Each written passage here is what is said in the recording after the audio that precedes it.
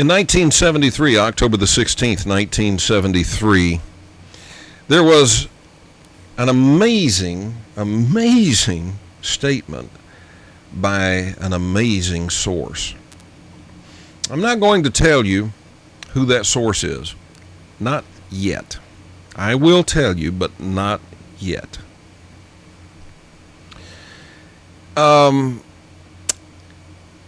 Officially, the U.S. Air Force had been out of the UFO business since 1970. That's when they closed down Project Blue Book. And this person associated with the Air Force said, I don't know if this story has ever been told or not.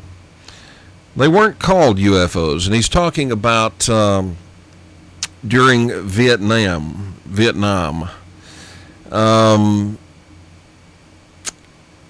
Here's what he says. I don't know whether this story has ever been told or not. They weren't called UFOs. They were called enemy helicopters. And they were only seen at night. And they were only seen in certain places. They were seen up around the DMZ. For those of you who are too young to know what that is, it was the demilitarized zone, which never was actually demilitarized. But anyway, in early summer of 1968, and this resulted in quite a little battle. Are you listening to this? Listen again to what he just said. I don't know whether this story has ever been told or not. They weren't called UFOs. They were called enemy helicopters, and they were only seen at night, and they were only seen in certain places. They were seen up around the DMZ in the early summer of 68, and this resulted in quite a little battle. And in the course of this, an Australian destroyer took a hit, and we never found any enemy. We only found ourselves when this had all been sorted out. What do you think? Maybe this is one of the, they used to show us towards the end of the Vietnam War, they used to show us pictures and video of some of the soldiers smoking pot out of the barrel of their guns and stuff like that. Is there a weed smoking young kid? You know who that was?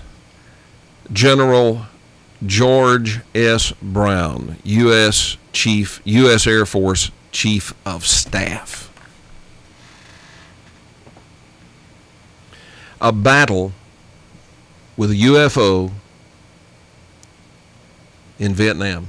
You never heard about it, probably. You may have. And this is the official Pentagon transcript of his press statement at a press conference October the 16th, 1973, speaking in Illinois. And these are his remarks. Now, the press was there. CBS News was there. I suspect everybody else was there. That didn't make it to your television set. He made that remark in the press conference. That got edited out of the TV news. This is what I'm talking about, folks. The real shape of this world, the real stuff that's going on, that's the stuff they're hiding from you. And the nonsense they feed us and tell us is real is fiction. They give you a fictional view of the world. Here is a battle with a UFO that, according to General George S. Brown, U.S. Air Force Chief of Staff, General George S. Brown. Here's a UFO in Vietnam in 1968, and we got into a battle with this thing. It hit it fired something, and an Australian destroyer took a hit, and then it disappears. That is news. Lindsay Lohan and her cocaine problem is not news. Who gives a rat's rear? But that's news. That's news that they won't tell you. When someone says, well, I'm just not real sure there's any such thing as UFOs. You know, like the geniuses you see on TV, you know, the debunkers, the mental mudsuckers. When they do that, look at what they're going up against. Guys that can't even spell general. And here's a general that was the U.S. Air Force Chief of Staff, and he said that battle took place. He said we didn't call them UFOs over there. We called them enemy helicopters. But, yeah, they were there, and we got into a battle with one, and an Australian destroyer took a hit. When it was all over with, we didn't find any enemy. We just found us. It disappeared. Furthermore, he says, listen to this, was this one incident? No. He said the same thing happened at Pleiku in the Highlands in 1969. Do you know where the Highlands are? The Highlands are down near Nha Trang. The Highlands, for those who are looking at our TV channel, you can see the Highlands are in the mid to southern section of Vietnam.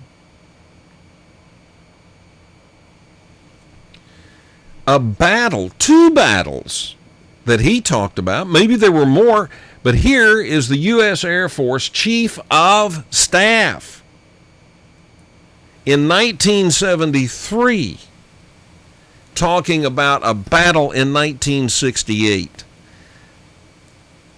A battle with a UFO.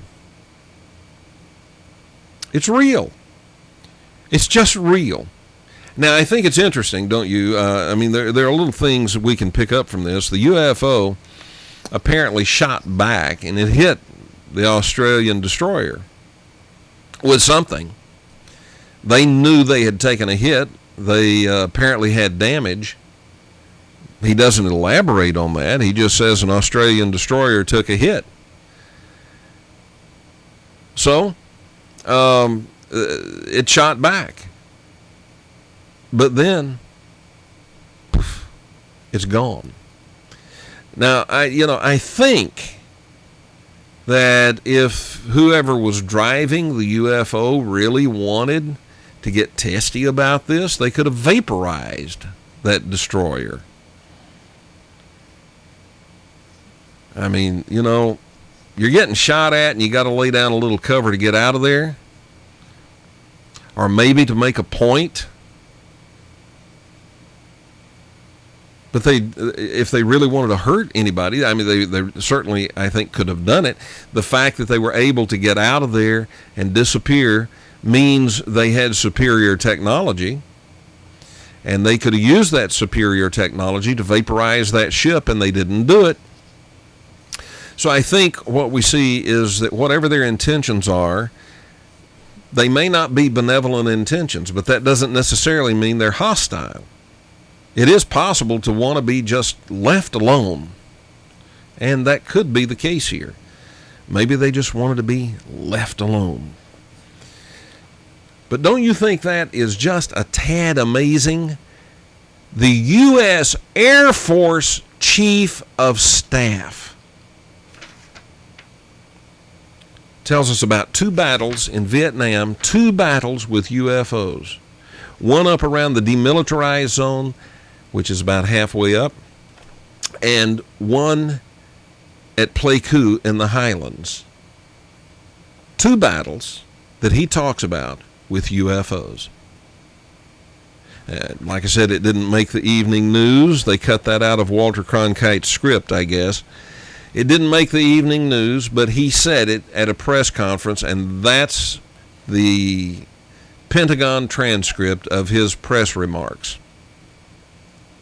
2 battles between U.S. troops and allies of the U.S. against a UFO. 2 different places during the Vietnam War. Well, there are more, and we're going to talk about those. Actually, we're going to get to the very place where I saw one drop, stop, and shoot away. We'll be back.